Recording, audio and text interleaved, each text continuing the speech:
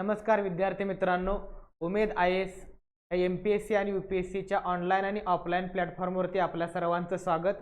मी चिंतन सूर्यवंशी। आज आपण इतिहासातील एक महत्त्वाची घटना पाहणार आहोत। त्या घटनेचं नाव आहे दांडी यात्रा। दांडी यात्राच्या वेळेस महाराष्ट्रात आणि देशात काय काय झालं आणि त्याच्यावरती असणारी चर्चा आणि त्यानंतर परीक्षेला येणारे प्रश्न याच्याविषयीची आपण माहिती घेणार आहे। बरोबर, त्यापूर्वी आपण दांडी यात्रेमध्ये कशा प्रकारचे प्रश्न येतात तर दांडी यात्रेमध्ये महात्मा गांधीजींनी जी मिठाचा सत्याग्रह केला होता ती ठिकाणे येतात। त्यानंतर त्या ठिकाणाचं नेतृत्व कोणी केलं हे दुसऱ्या प्रकारचे प्रश्न असतात। त्यानंतर कुठला प्रश्न येतो तर त्याच्यामध्ये स्त्रियांचा सहभाग होता का।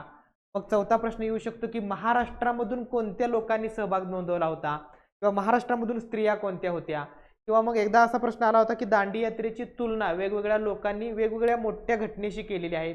अशा प्रकारच्या ज्या प्रश्न असतात ते प्रश्न राज्यसेवेच्या परीक्षेला दांडी मार्चच्या संदर्भात किंवा दांडी यात्रेच्या संदर्भामध्ये येतात। तर मग आपण सुरुवात करूया दांडी यात्रेला। ठीक आहे, मग आपण एक एक पॉइंट बघत जाऊया। ठीक आहे, इथं दिसतंय का तुम्हाला? ठीक आहे, बघा काय आहे, सुरुवात केलेली आहे दांडी यात्रा किंवा मिठाचा सत्याग्रह। बरोबर, मिठाचा सत्याग्रह किंवा दांडी यात्रा। बरोबर, गांधीजींनी जी 1930 ला सविनय कायदेभंगाची चळवळ चालू केली त्या चळवळीची सुरुवात गांधीजींनी मिठाचा सत्याग्रह असं करायची ठरवली। का मिठाचा?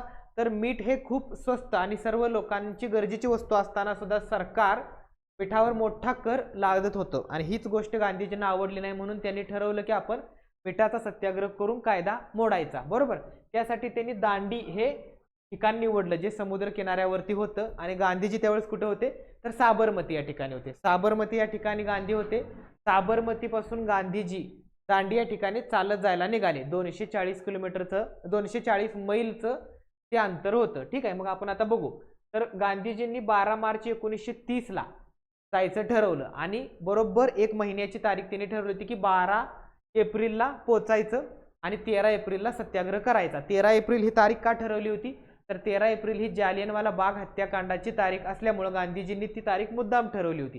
पण गांधीजी पोचले कधी तर 5 एप्रिललाच गांधीजी पोचले आणि 6 एप्रिललाच गांधीजींनी सकाळी 8:30 वाजता मिठाचा सत्याग्रह करून टाकला। म्हणजे गांधीजी लवकर अंतर कापल्यामुळे गांधीजी 8 दिवस किंवा 5-6 दिवस अगोदरच पोचले। ठीक आहे, म्हणजे तारीख किती आहे 12 मार्च 1930 ते 6 एप्रिल 1930 ही दांडी मार्चची तारीख आहे। बरोबर, गांधीजी मग साबरमती पासून निघाले आणि दांडी यात्रेपर्यंत जाण्यासाठी जे 240 मैलाचं अंतर होतं त्याच्यामध्ये एकूण 40 गावं त्यांना लागली होती। बरोबर, आता गांधीजींनी इथून साबरमतीमधून निघताना एक शपथ पण घेतली होती की संकल्प केला होता की जोपर्यंत आता स्वातंत्र्य मिळत नाही तोपर्यंत परत साबरमतीला येणार नाही। ठीक आहे, मग गांधीजींच्या बरोबर किती अनुयायी होते तर सुरुवातीला 78 अनुयायी होते आणि नंतर एक अनुयायी गांधीजींनी स्वतः निवडला होता। म्हणजे ह्या अनुयायीवरून बरेच वाद निर्माण झाले होते की तो काहीतरी गुन्हेगार होता वगैरे, पण तरी पण गांधीजींनी त्याला निवडलं शेवटी। असे 79 एकूण कार्यकर्ते किंवा अनुयायी गांधीजी बरोबर दांडी यात्रेमध्ये सहभागी झाले होते। स्त्रियांचा सहभाग होता का तर सुरुवातीला गांधीजींनी स्त्रियांच्या सहभागाला विरोध दर्शवला होता, पण नंतर मात्र स्त्रियांचा सहभाग याच्यामध्ये होता। आपल्याला बघायचे की कोणत्या कोणत्या स्त्रिया सुद्धा होत्या। एक वृत्तपत्र होतं, त्यांनी ह्या दांडी यात्रेवरती टीका केली। त्या वृत्तपत्राचं नाव आहे स्टेट्समन। हे सरकारधार्जिनी वृत्तपत्र होतं आणि ह्या वृत्तपत्राने काय केलेलं आहे दांडी यात्रेवरती टीका केलेली आहे। आता मुस्लिमांचे नेते दांडी यात्रेमध्ये सहभागी झालेत का तर खान अब्दुल गफार खान या व्यक्तीने मात्र काय केलंय सरहद्द गांधी आपण यांना असं म्हणतो। बरोबर, ह्या व्यक्तीने काय केलेलं आहे ह्या व्यक्तीनं दांडी यात्रेला किंवा दांडी मार्चला गांधीजींच्या सपोर्ट केलेला आहे, पण जिनांनी मात्र पाठिंबा दिलेला नाहीये। कारण जिनांचं असं म्हणणं होतं की गांधींना या देशामध्ये हिंदूंचं राज्य स्थापन करायचं आहे अशी टीका जिनांनी केलेली आहे आणि जिना मात्र ह्या दांडी मार्चमध्ये किंवा दांडी यात्रेमध्ये किंवा सहभागी झालेले दिसून येत नाहीत। त्यानंतर गांधीजींना अटक केलेली आहे। या दांडी यात्रेमध्ये ज्यावेळेस गांधींनी जाऊन दांडी या ठिकाणी मिठाचा सत्याग्रह ज्यावेळेस केला, मीठ उचलले आणि मिठाचा कायदा ज्यावेळेस मोडला, त्यानंतर एका महिन्यानंतर म्हणजे जवळपास 4 मेला गांधीजी कराची या ठिकाणी असताना तिथं अटक केलं, पण त्यांना येरवडे या ठिकाणी आणून मात्र नंतर जेलमध्ये ठेवलेलं आहे। बरोबर, मग या मध्यंतरीच्या काळामध्ये काय काय घडलं ते सुद्धा आपल्याला बघायचं आहे। तर दांडी यात्रा आणि आपण महाराष्ट्र यांचा संबंध बघू। आता कसं आहे दांडी यात्रा बऱ्यापैकी गुजरात आणि महाराष्ट्र त्यावेळेस एकच होतं, बॉम्बे प्रांत, त्यामुळे मग ही दांडी यात्रा काय आहे तर महाराष्ट्रामध्ये जास्त करून घडलेली आपल्याला दिसून येते। बरोबर, महाराष्ट्र आणि गुजरात या ठिकाणी। तर 79 पैकी 13 मराठी भाषिक होते। बरोबर, असे प्रश्न परीक्षेला येतात। मग ते 13 कोण आहेत आपण बघून घेऊ। एक आहे पहिला पंडित खरे, 2 नंबर गणपत गोडसे, 3 नंबर गोविंद हारकारे, 4 नंबरला विनायक आपटे, 5 नंबरला केशव चित्रे, 6 नंबर हरिभाऊ मोहानी, बाळासाहेब खेर, बघा हे मुंबई प्रांताचे परत मुख्यमंत्री सुद्धा झालेले आहेत. सखा पाटील हे काँग्रेसचे नंतर पुढच्या काळामध्ये खूप मोठे मंत्री होऊन गेलेले आहेत. आणि दत्ताजी तामणे इत्यादी नावं आहेत. उरलेली 4 नावं आता इथं अवेलेबल नाही आहेत, पण एकूण 13 मराठी भाषिक होते. काही महिला होत्या, कदाचित त्या महिलांचा सुद्धा संबंध इथं धरायचा असेल. ठीक आहे. आता महिला ज्यावेळेस गांधीजींनी मिठाचा सत्याग्रह केला त्यावेळेस गांधीजींच्या त्यावेळी सोबत कोण होतं त्या ठिकाणी, दांडी या ठिकाणी, तर कमलादेवी चट्टोपाध्याय होती, अवंतिकाबाई गोखले होत्या, हंसा मेहता होत्या, लीलावती मुन्शी होत्या आणि पेरिन कॅप्टन ही कोण आहे तर दादाभाई नौरोजी यांची नात आहे. दादाभाई नौरोजी यांची नात ही सुद्धा गांधीजींच्या बरोबर दांडी या ठिकाणी सत्याग्रह करण्याच्या वेळेस हजर राहिलेले आपल्याला दिसून येते. त्यानंतर आता आपल्याला ह्या मी जे म्हणलं की बाबा 6 एप्रिलला गांधीजींनी दांडी या ठिकाणी मिठाचा सत्याग्रह केला आणि अटक करण्यासाठी त्यांना 4 मे पर्यंत म्हणजे सरकारने 4 मेला अटक केली. या महिन्याभराच्या कालावधीमध्ये कोणत्या कोणत्या ठिकाणी सत्याग्रह झाला वगैरे ते आपण बघूया. ठीक आहे. पहिला आपण बघू सोलापूर. सोलापूर हे ठिकाण जे आहे म्हणजे ब्रिटिशांनी एकाच ठिकाणी म्हणजे बऱ्यापैकी दांडी यात्रेचं लोण सगळीकडे पसरलं होतं, पण हा लढा गांधीजींचा कसा होता अहिंसात्मक होता. बरोबर. पण सोलापूर या ठिकाणी थोडासा हिंसाचार झालेला दिसून येतो, परिस्थिती हाताबाहेर गेलेली दिसून येते आणि त्याच्यामुळेच काय झालेलं आहे तर एकमेव शहर होतं जिथं लष्करी कायदा लागू झाला होता असं ब्रिटिशांनी त्यावेळी लिहून ठेवलेलं आहे. एकमेव शहर होतं जिथं लष्करी कायदा लागू झाला होता. पण मग ह्या काय झालं होतं 12 जानेवारी 1931ला 4 जणांना म्हणजे काय थोडीशी काही हिंसात्मक कृती वगैरे झाली असल्यामुळं या 4 जणांना फाशी दिली होती. या ठिकाणी सरकारने एकतर्फी कुणाचे न ऐकता न्यायाधीशांनी निर्णय देऊन टाकला होता आणि येरवडा या ठिकाणी या 4 हुतात्म्यांना फाशी दिली होती. मल्लप्पा धनशेट्टी ह्याच्यावरती पण प्रश्न आलेला आहे. मल्लप्पा धनशेट्टी, श्री किसन सारडा, जगन्नाथ शिंदे आणि कुर्बान हुसेन ह्या 4 व्यक्तींना काय झालेलं आहे सोलापूर या ठिकाणी सोलापूरचे होते हे 4 आणि यांना येरवडा या ठिकाणी काय दिलेलं आहे 4 जणांना फाशी दिलेली आहे. ठीक आहे. त्यानंतर आता जे सोलापूर या ठिकाणी ज्यावेळेस जो सविनय कायदेभंग चालू होता त्या ठिकाणी तिरंगा फडकवणे किंवा गांधी टोपी घालणे अशा प्रकारची कृत्य लोक करायची. मग काय झाले हे जे तुळशीदास जाधव, आता एमपीएससीचा भर कसा असतो व्यक्तीवरती असतो, व्यक्ती मार्क वगैरे करायचा असतो, तर हे तुळशीदास जाधव जी व्यक्ती आहे ही जी व्यक्ती सोलापूर काँग्रेस समितीची काय होती तर चिटणीस ही व्यक्ती होती. तर मग गांधी टोपी त्यांनी काढली नाही म्हणून त्यांना काय झालेलं आहे तर मारहाण झालेली आहे. तर तुळशीदास जाधव व्यक्तीचं तुम्हाला नाव लक्षात ठेवायचं आहे.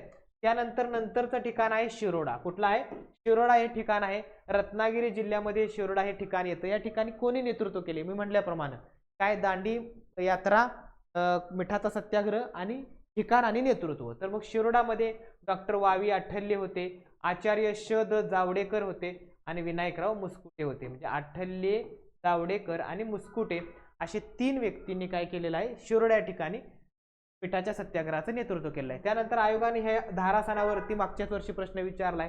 तर धारासनामध्ये सरोजिनी नायडू आणि मीराबेन ह्या 2 महिलांनी नेतृत्व केलेलं आहे. त्याचबरोबर गांधीजींचे एक आफ्रिकेतले सहकारी इमन साहेब अब्बास तय्यबजी आणि गांधीजींचेच एक पुत्र मणिलाल यांनी सुद्धा धारासना या ठिकाणी काय केलेलं आहे मिठाच्या सत्याग्रहाचं नेतृत्व केलेलं आहे. या ठिकाणी सरकारने खूप अत्याचार केलेला आहे. म्हणजे धारासना या ठिकाणी काय अहिंसात्मक मार्गाने लोक काय मिठाचा कायदा मोडत होते. एक तुकडी जायची, सरकार पोलीस त्यांना मारायचे, मग ती माघारी यायची, मग दुसरी जायची. या घटनेचं वर्णन अतिशय चांगल्या प्रकारे म्हणजे माझ्या पत्रकारितेच्या आयुष्यात अशी घटना मी पाहिली नव्हती असं मिलर या पत्रकारानं आपल्याला लिहून ठेवलेलं दिसून येते.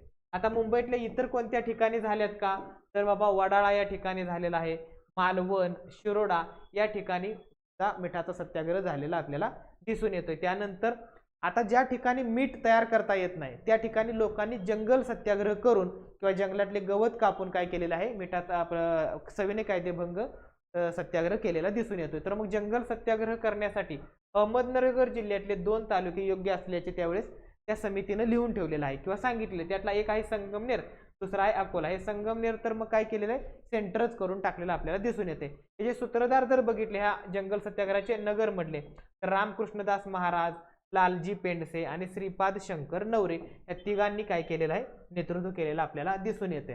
त्यानंतर मग नाशिक या ठिकाणी पण जंगल सत्याग्रह झालेला आहे. नाशिक मधले कुठले तालुके आहेत बघा सटाणा, बागलाण आणि कळवण.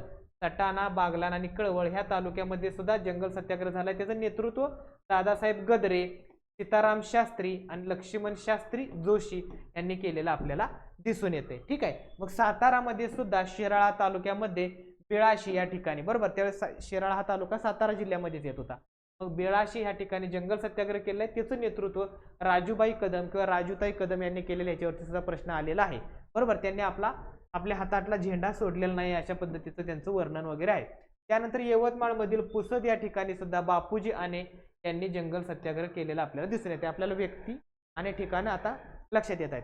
त्यानंतर उंबरगाव व चिरनेर या ठिकाणी कुणी केलेलं आहे तर बघा, नानासाहेब देवघेकर आणि कमलादेवी चट्टोपाध्याय यांनी ह्या ठिकाणचं नेतृत्व केलेलं आहे, उंबरगाव. त्यानंतर हा एक व्यक्ती आहे बाबू गेनू सेद. ह्यांनी काय, हा पुणे जिल्ह्यातल्या आंबेगाव तालुक्यातल्या महाळुंगे पडवळ या गावचा हा व्यक्ती होता आणि ह्यानं काय केले, मुंबईतल्या काळबादेवी रस्त्यावरच्या हनुमान रस्त्यावर, काळबादेवी नवीन हनुमान रस्त्यावर एक ट्रक होता, परदेशी कापडानं तो ट्रक भरलेला होता आणि त्या ठिकाणी आपल्या स्वतःला झोकून दिले. बऱ्याच लोकांनी किंवा पोलिसांनी त्याला बाजूला सरण्याचा प्रयत्न केला, पण तो बाजूला सरलेला नाही. शेवटी मग ट्रक त्याच्या अंगावरून केल्यामुळे तो त्याच्यामध्ये शहीद झालेला आहे आणि त्याच्या मग ह्याच्या प्रेतयात्रेला किंवा अंत्ययात्रेला काय झाले, भरपूर लोक जमा झालेले आहेत. त्याचबरोबर हा एक मोठी घटना घडलेली आहे की बाबा, ही सुद्धा एक व्यक्ती होती. कोण होते, मुंबईचे हंगामी गव्हर्नर होते हटसन. त्या हटसनवर ते फर्ग्युसन कॉलेजमध्ये एका विद्यार्थ्यानं, 20 वर्षाच्या एका विद्यार्थ्यानं गोळीबार करून त्यांना मारण्याचा प्रयत्न केला आहे त्या हटसनना. पण ते हटसन काय झाले, जखमी झालेत. आणि त्या व्यक्तीचं नाव काय आहे, गोळी मारणाऱ्या त्या मुलाचं, तर वासुदेव बळवंत गोगटे. हा 20 वर्षाच्या मुलानं काय केले, हटसन यांच्यावरती काय केलाय, गोळीबार केलाय आणि त्याच्यामध्ये त्यांना फक्त ते जखमी झालेत, मृत्यू त्यांचा झालेला आपल्याला दिसून येत नाही.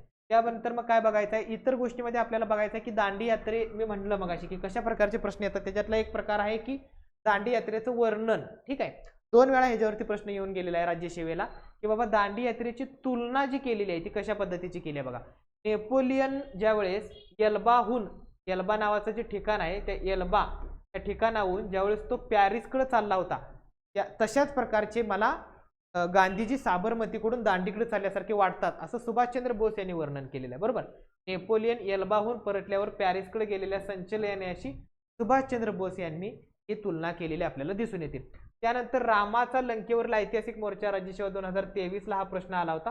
तर हे मोतीलाल नेहरू आणि डी.जी. तेंडुलकर या व्यक्तींनी रामाचा लंकेवरील ऐतिहासिक मोर्चा असं वर्णन केलेलं आपल्याला दिसून येते. त्यानंतर अजून एका व्यक्तीने काय वर्णन केलंय तर, जसे मोसेच्या नेतृत्वाखाली इस्रायली लोकांचे निर्गमन, इस्रायली लोकांचं ज्यावेळेस निर्गमन करायचं होतं त्याचं नेतृत्व मोशेने केलं होतं, तसंच गांधीजींनी नेतृत्व केलेलं आहे दांडी मार्चचं, असा वर्णन प्रफुल्लचंद्र रे ह्या व्यक्तीनं आपल्याला केलेलं दिसून येते. अशा पद्धतीचं काय आहे तर ही दांडी मार्चचा एक घटना आहे जी आपल्याला लक्षात ठेवायची आहे की कार्यकाळ लक्षात ठेवायचा आहे 1930 एक्झॅक्ट तारीख.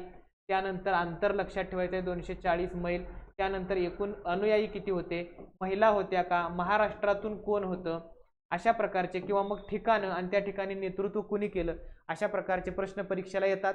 आणि मग हा व्हिडिओ पाहिल्यानंतर जर आपण दांडी मार्चवरती आलेले जर प्रश्न सोडवायचा प्रयत्न केला तर आपल्याला बऱ्यापैकी सगळे प्रश्न आपल्याला सुटू शकतात. त्याच्यामुळे तुम्ही हा व्हिडिओ पाहायचा आहे, तुमच्या विद्यार्थ्यांना, मित्रांना किंवा तुमच्या सर्व मित्रांना हा व्हिडिओ तुम्ही पाठवायचा आहे आणि उमेद IAS या YouTube चॅनलला तुम्ही सबस्क्राईब सुद्धा करायचं आहे. धन्यवाद.